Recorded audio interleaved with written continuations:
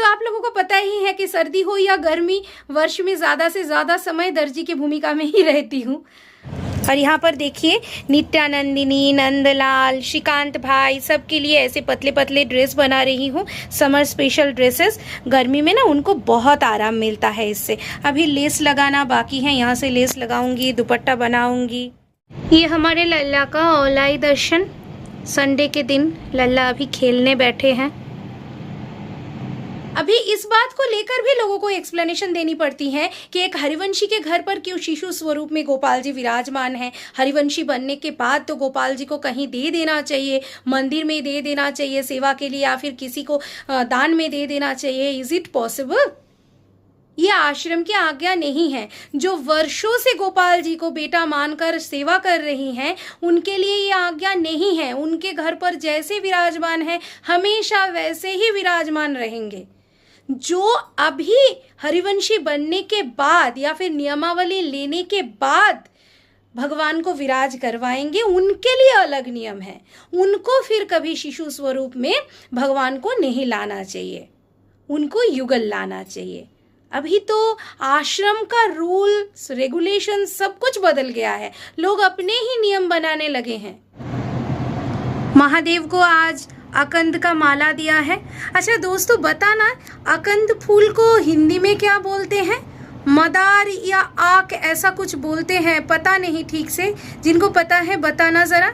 ये ना हमारे घर से मम्मी लाती हैं। घर में बहुत सारे पौधे हैं।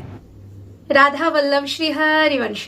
राधा राधा दोस्तों, आशा करती हूँ श्री जी की असीम अनंत कृपा, हमारे परम पूज्य सदगुरुदेव भगवान जी की परम कृपा आप सबके ऊपर प्रतिपल प्रतिक्षण बरस रही है। तो आज ना आप लोगों के साथ एक बहुत ज्यादा इंपॉर्टेंट टॉपिक के ऊपर डिस्कस करने वाली हूँ। ये सबके लिए समझना और जानना बहुत ज्यादा जरूरी है, स्पेशली समझना बहुत जरूरी है। दिन भर में बहुत सारी सखियां मैसेज करती हैं इंस्टाग्राम में, यहाँ पर भी कॉमेंट सेक्शन में भी कुछ सखियां लिखती हैं कि सखी ये दिक्कत आ रही है श्री जी की सेवा में, कैसे सॉल्व करूं। अभी सभी प्रॉब्लम लाइफ से रिलेटेड है, पर किस लाइफ से रिलेटेड है? भक्ति जीवन से रिलेटेड है। क्योंकि मूल लक्ष्य क्या होता है ये सारा सवाल पूछने का, हमें कैसे जल्द से जल्द दीक्षा प्राप्त हो जाए। एक्चुअली समझने की बात ये है, दीक्षा भक्ति जीवन का अंत नहीं है। भक्ति जीवन दीक्षा के साथ साथ, शरणागति के साथ साथ प्रारंभ होता है। और जब हम में से बहुत सारे कंटेंट क्रिएटर्स, बहुत सारे छोटे यूट्यूबर्स, बड़े यूट्यूबर्स, कुछ भी आप समझ सकते हो, छोटे बड़े कुछ भी हो, यूट्यूबर्स तो है ना, इंस्टाग्रामर्स हैं, जो राधा वल्लभ श्री हरिवंश रटकर एक कंटेंट, एक व्लॉग या वीडियो या फिर मिनी व्लॉग शुरू करते हैं, उनको कुछ अलग रेस्पॉन्सिबिलिटीज वहन करना पड़ता है, कुछ अलग रेस्पॉन्सिबिलिटीज उठानी पड़ती हैं। आप क्या दिखा रहे हो, आपका रहन सहन, आपकी बातचीत का तरीका, आपका खान पान, आपका जीवन, जो नए हरिवंशी बनेंगे उनको बहुत इन्फ्लुएंस करने वाला है आगे चलकर। आपको देखकर कोई सीखने वाले हैं, तो पहले अपने आप को सुधारना और अपने आप को संयमी बनाना बहुत ज्यादा जरूरी है। क्योंकि भाई ये एक अलग उपासना का मार्ग है। आप शरणागत हो, आपको गुरु प्राप्त हो चुके हैं, आपको नाम मिल गया है, महामंत्र मिल गया है, कुछ भी हो सकता है।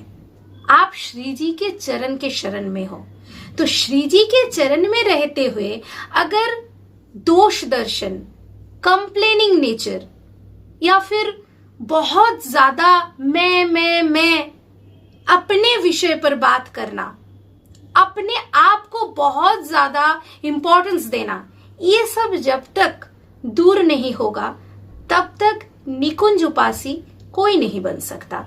ये पर्टिकुलरली इस वीडियो में बोलने के लिए बैठी हूं। क्यों?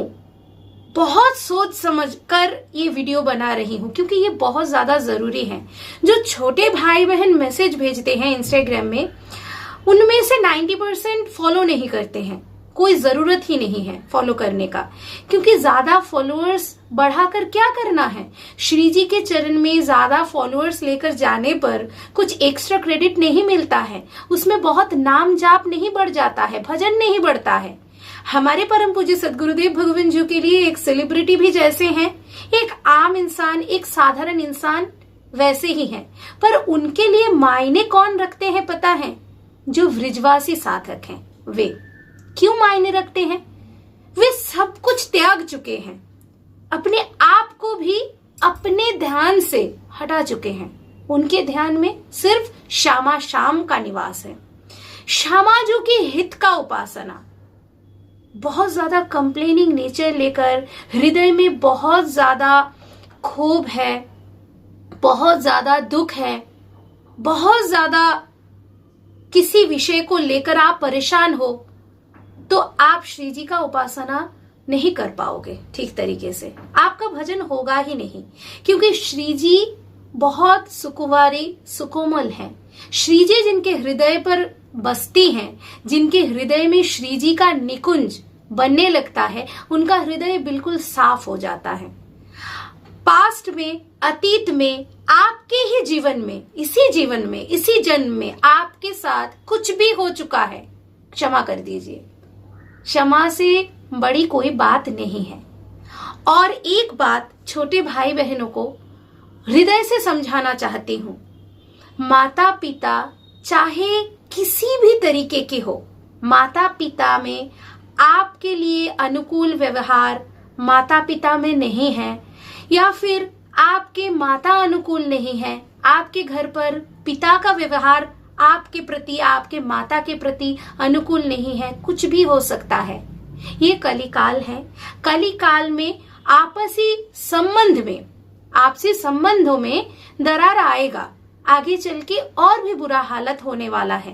पर आपको ये समझना पड़ेगा, माता पिता दोनों से ही आपकी उत्पत्ति हुई है।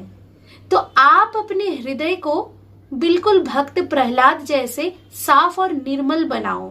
ये कोई दार्शनिक बात नहीं है। आपको जब श्री जी का चरण चाहिए है, तो आपको श्री जी जैसा बनना पड़ेगा।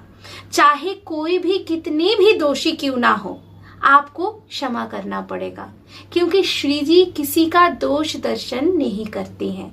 श्री जी के हृदय में अपार ममता और अपार कृपालुता है। इसीलिए सभी अधमों को, पतित जनों को श्री जी हमेशा गले से लगाती हैं।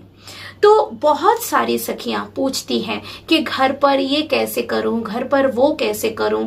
एक बात आप लोगों को बहुत क्लियरली समझा रही हूं, सुनिए सिर्फ और सिर्फ हमारे परम पूज्य सदगुरुदेव भगवान जी का सत्संग। उसके बाद जो भी समझ में नहीं आ रहा है, आश्रम विजिट करके जिस प्रैक्टिकल प्रॉब्लम्स का आपको उत्तर नहीं मिल रहा है, क्योंकि ये स्वीकार करने में कोई द्विधा नहीं है और ये स्वीकार करने में कोई बाधा भी नहीं है कि आश्रम में बहुत सारे लोगों को अटेंड करते करते साध्वी सखियां और हमारे संत भगवान जितने भी होते हैं, सब आपके प्रैक्टिकल प्रॉब्लम्स को बारी बारी में बारीकी से सॉल्व नहीं कर पाएंगे। इतना समय नहीं होता है किसी के पास।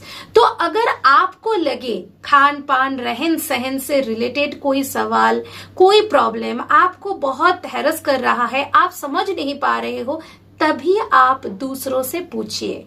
बाकी गुरु एक ही हैं जो धाम में श्रीहित राधा केलिकुंज आश्रम में विराजमान है। उनके मुख से निकला हुआ एक एक शब्द आपको अक्षर टू अक्षर, लाइन बाय लाइन आपको फॉलो करनी है। जैसे हमारे परम पूज्य सदगुरुदेव भगवान जी बोलते हैं, कोई भी साधक चाहे गृहस्थ हो चाहे विरक्त हो, बासी भोजन नहीं पाएंगे। किसी भी सामग्री एक बार अमनिया से प्रसादी हो गया तो फिर उस प्रसादी सामग्री को अमनिया के साथ स्पर्श करा लिया तो वो प्रसादी हो जाएगा। अभी सवाल आता है ऐसा कि जो बहुत ही प्रैक्टिकल प्रॉब्लम्स हैं, सखियां पूछती हैं, इसीलिए आज संध्या के बाद संडे का दिन है, थोड़ा सा समय मिल गया है, आप लोगों के साथ डिस्कस करने बैठी हूं। लाइव सेशन में भी डिस्कस कर सकती थी, पर लाइव सेशन में क्या होता है, एक बार लाइव सेशन खत्म हो जाने के बाद सखियों को इस बारे में पता ही नहीं चलेगा। इसलिए आज इस तरीके का वीडियो बना रही हूँ। सखियां पूछती हैं कि पूरी तलने के बाद जो एक्स्ट्रा ऑयल बच जाता है उसका क्या करूं, क्योंकि घर में जला हुआ तेल का इस्तेमाल नहीं होगा। तो वही जला हुआ तेल शामा शाम की सेवा में भी फिर से आप यूज नहीं कर पाओगे, क्योंकि शामा शाम को अपने सामर्थ्य के अनुसार सबसे अच्छी चीज, अपने सामर्थ्य के अनुसार वही सामग्री निवेदन करना है। ये बहुत बारीकी से समझ लीजिए, ये निकुंज का उपासना है। भागवत सेवा में चॉकलेट, भागवत सेवा में कोल्ड ड्रिंक, मतलब जो छोटे बाल गोपाल जी का सेवा करते हैं, जो भी संप्रदाय में लालजू प्रधान सेवा है, छोटा बच्चा समझकर लालजू को कभी कभी भोग लगा दिया जाता है।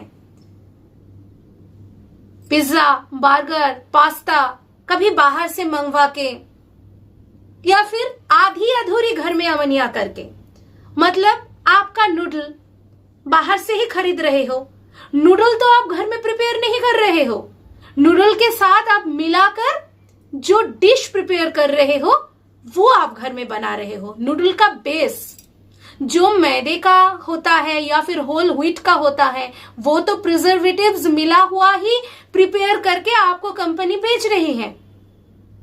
और इतनी बुद्धि सब में है कि एक पास्ता का बेस या फिर एक नूडल का जो बेस बना रहे हैं, आप घर पर बनाओ, मैदा किसी भी प्रिजर्वेटिव्स के बिना दूसरे दिन इंटैक्ट रहेगा।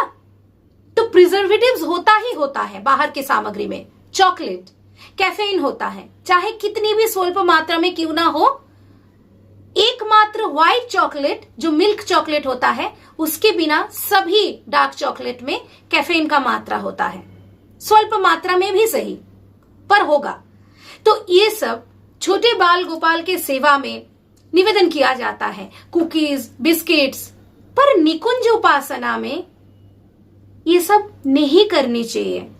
कभी भी हमारे श्री राधा वल्लभ लाल जी के मंदिर में नूडल्स, पास्ता, चाउमीन, इस सब का भोग लगता है? नहीं लगता है।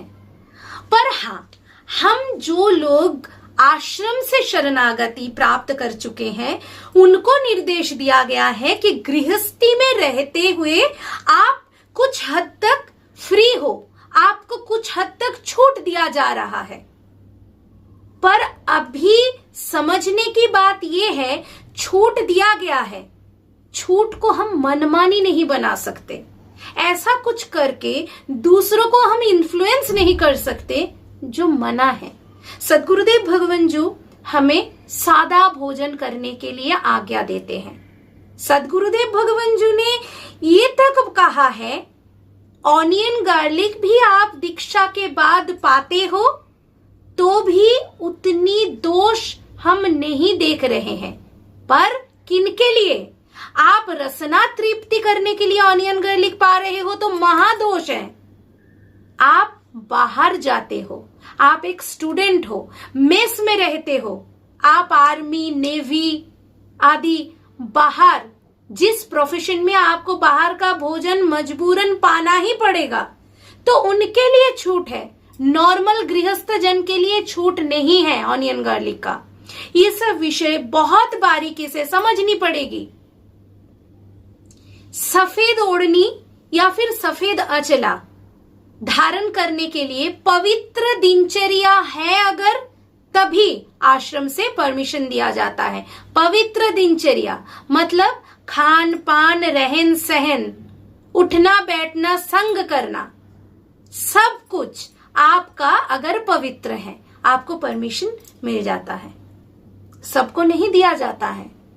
तो नाम के सामने हरिवंशी लिखना, श्री हित लिखना, उत्सुकता है, बहुत आग्रही हो आप, आपने नाम के सामने हरिवंशी लगा लिया, नाम के सामने श्री हित लगा लिया, पर समझो हरिवंशी बनना इतना आसान नहीं है। हरिवंशी बनना इतना आसान नहीं है, श्रीहित बनना तो बहुत दूर की बात। हम में से कोई भी हमारे श्रीहत हरिवंश महाप्रभु जी के लाइनेज में नहीं है, तो श्रीहित बनना बहुत दूर की बात। किसी को भी गुरु दीक्षा प्रदान करने की आज्ञा नहीं है, तो कैसे श्रीहित बन चुके? ये सब सोचने समझने की बात है। आप मस को इन्फ्लुएंस करना चाह रहे हो, यहां पर मस को इन्फ्लुएंस करना है ही नहीं। हमें तो सिर्फ रिझाना है श्री जी को, नहीं तो फिर आप लाइफस्टाइल ब्लॉगर बन सकते हो, फैशन ब्लॉगर बन सकते हो, आप मेकअप करके दिखा सकते हो, कुछ भी कर सकते हो, पर हरिवंशी बनने के बाद क्या आप दिखा रहे हो इसके बारे में आपको सोचना पड़ेगा और एक्स्ट्रा रिस्पॉन्सिबिलिटी लेना ही पड़ेगा। क्योंकि भाई अनन्य हरिवंशी 1 लाख में 1 तो आपको मिल जाएंगे और वे तो आपको पकड़ लेंगे कि ये गलत कर रहे हैं। ये दोष दर्शन नहीं है।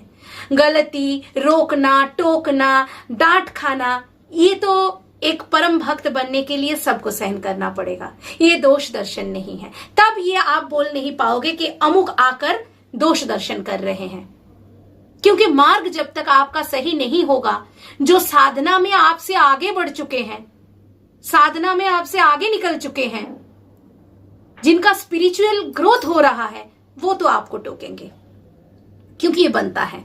जैसे आरती, आप लोगों ने मंदिर की आरती देखा है, आप लोगों ने आश्रम की आरती भी देखा है, श्रीहित राधा पियजू की आरती भी आपने करते हुए देखा है। जो आश्रमिक हमारे परम पूज्य संत भगवान जो रहते हैं, सब करते हैं आरती, खड़े होकर आरती करते हैं। उनके बॉडी पर अचला होता है। आरती के समय सिर ढकना पॉसिबल ना भी हो, पर आपको एक अचला ओढ़नी पड़ेगी। ये तो आपको लेना ही पड़ेगा, ये नियम है। किसी भी हरिदासी जन को, किसी भी हरिवंशी जन को आप लोगों ने धाम पर विदाउट एनी दुपट्टा, विदाउट एनी अचला कभी देखा है? नहीं देखा है। पर मास को इन्फ्लुएंस जो कर रहे हैं, ऑलमोस्ट सब कुछ ना कुछ छोटी बड़ी गलती कर रहे हैं। आसन में शामा शाम को विराज कराते हुए गलती, सेवा क्रम में गलती, तो आपका मन शांत कैसे होगा? सबसे बड़ी बात, मन को शांत और मुक्त और निर्मल करनी ही करनी पड़ेगी। लग सकता है कि ये सखी बहुत ज्यादा लेक्चर दे रही है, ये लेक्चर नहीं है। जितनी भी सखियां, जितने भी छोटे भाई बहन सेवा से रिलेटेड सवाल पूछते हो, काइंडली सुन लो, काइंडली फॉलो करो, ये बहुत जरूरी है। चाहे आप किसी भी रस को आधार बनाकर शामा शाम के चरण सेवा क्यों नहीं कर रहे हो, दास्य रस, सख्य रस, माधुर्य रस, वात्सल्य भाव, किसी भी भाव और रस को आप प्राधान्य क्यों नहीं दे रहे हो? आपका जो आसन है वो तो शांत रस का ही होगा। पहले शांत बनिए, पहले दिल को, दिमाग को बिल्कुल मुक्त कर लीजिए। क्या क्या आपके साथ हो रहा है, क्या क्या हो चुका है, कुछ मैटर नहीं करता। इस जीवन में जब आ चुके हो, शामा शाम के चरण में जब अपने आप को समर्पित कर चुके हो, तब आपकी वर्तमान, भूत और भविष्य सब कुछ शामा शाम के भरोसे। ठीक है, आप बीती बताना वो एक अलग बात है, पर रिपीटेडली आप ये कंप्लेन नहीं कर पाओगे। मैंने ये झेला है, मैंने ये कहा है, मेरे साथ ये हुआ है, मेरे साथ वो हुआ है। ऑलमोस्ट सबके साथ कुछ ना कुछ हुआ है। बहुत सुखी आदमी, बहुत सुखी व्यक्ति, जिनको बहुत कुछ जीवन से प्राप्त हो जाता है, वो भक्ति रस को अनुभव करने के लायक नहीं होते हैं। भगवान उनको ही दर्शन दिया है, भगवान ने, प्रभु ने उनको ही दर्शन दिए हैं युग युग में, जो दुखी हैं, जो वंचित हैं।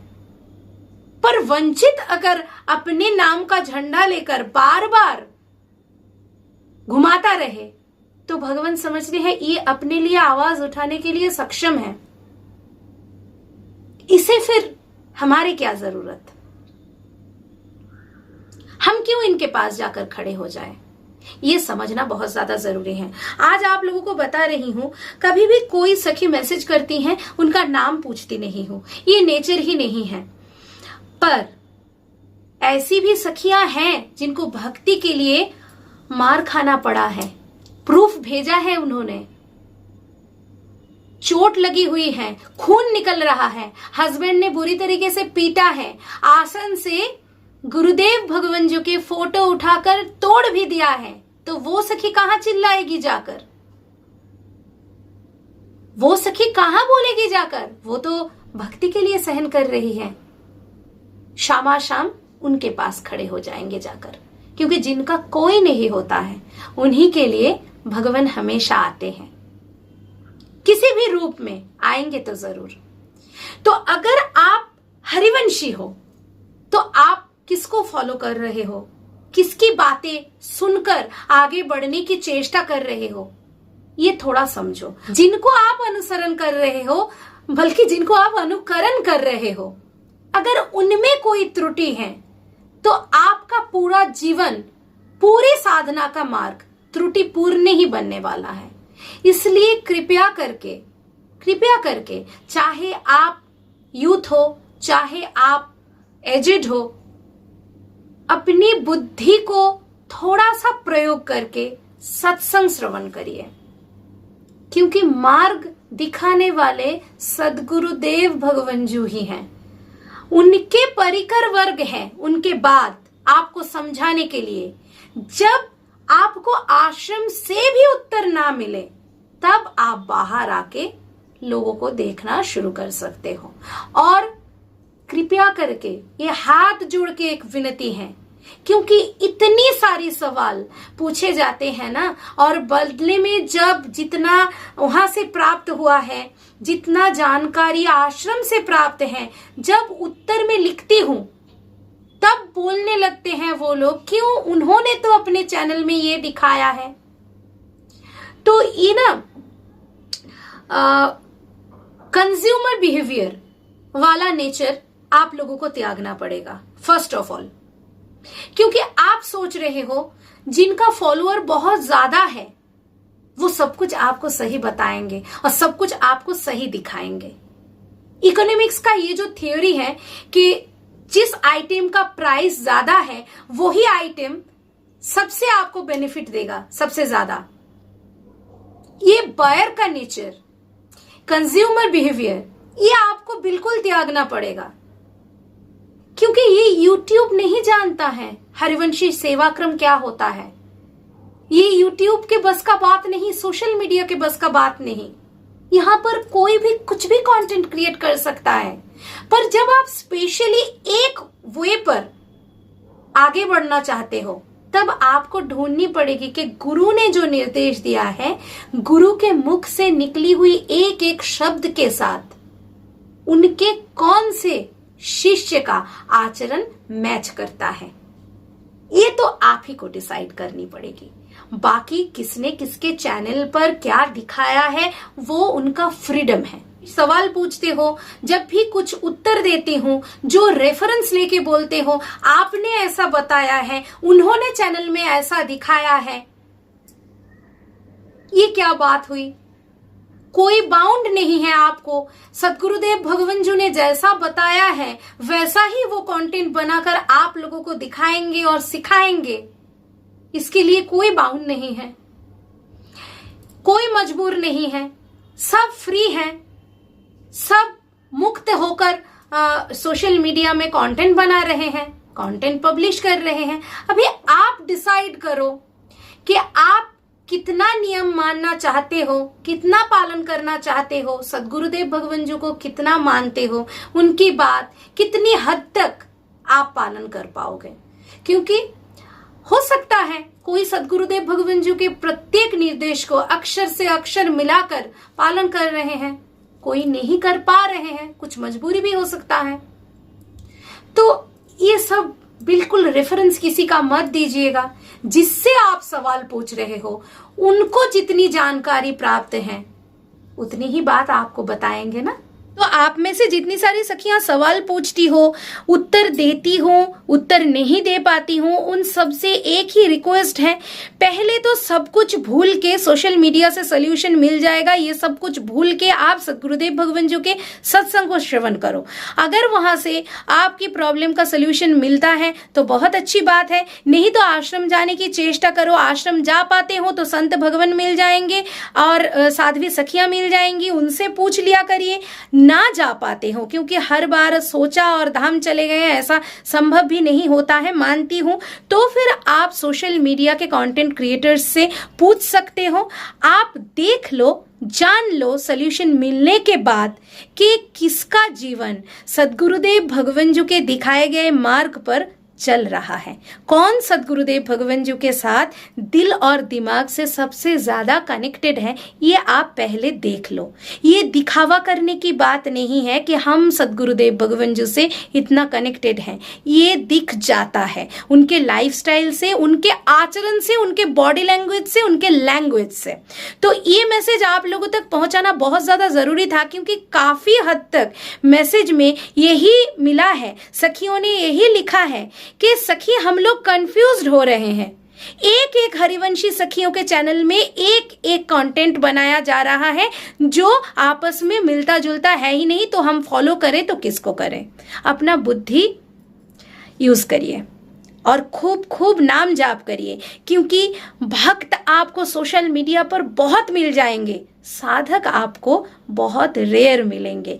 आपको हरिवंशी भक्त बनना है, आपको ट्रेंडिंग भक्त बनना है, या फिर आपको साधक बनना है, ये आप डिसाइड करके फिर अपना मार्ग चयन करिए।